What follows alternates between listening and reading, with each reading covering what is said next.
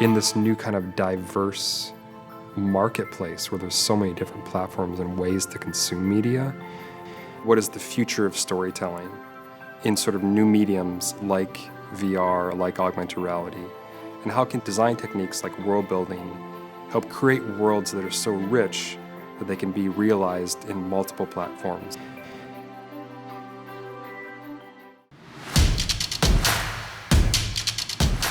I'm Brad Newman. I'm the Senior Research Associate here at the World Building Media Lab at the University of Southern California.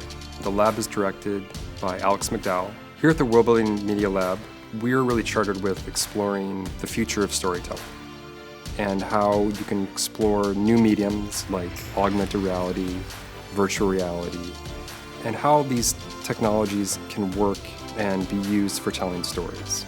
A few years ago, we got funding to explore these questions.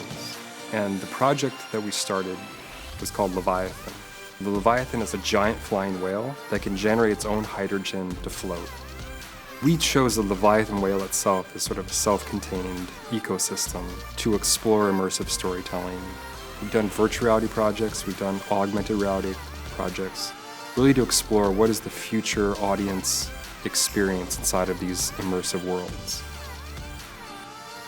The latest story we did in virtual reality with the Leviathan, done by an interdisciplinary team of students. It really demands a new kind of team structure. We had a team of about 15 students, everybody from directors to writers to actors to photographers to game designers to programmers. And we really tried to throw everyone together and get them brainstorming and thinking collaboratively on what the solutions are.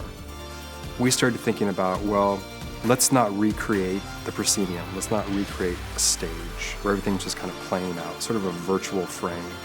Let's really try and tell a story that happens all around you and happens all at the same time.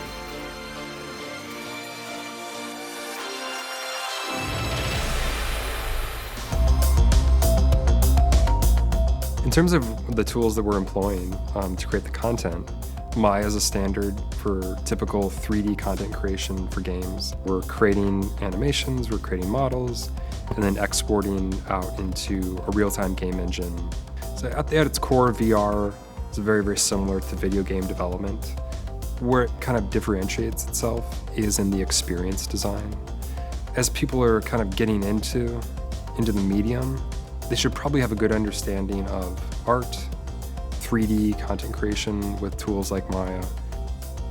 Other tools like Mudbox and the P-Text texturing system, where we could actually paint textures and sculpt detail at a very, very high resolution, and then be able to extract that very, very high fidelity texture onto a lower fidelity 3D model, and then export that out into several separate textures. And that can be extracted onto a mesh, brought into Maya for retopologization. What that allows us to do inside of the engine is to be able to view the whale from very far out, to fly around the whale, and then to fly all the way up to something like its eye and see the subtle wrinkles in the eyelid, see the scarring and the texture and sort of the weather and wear on the sides of the whale. And it really kind of looks good from all angles.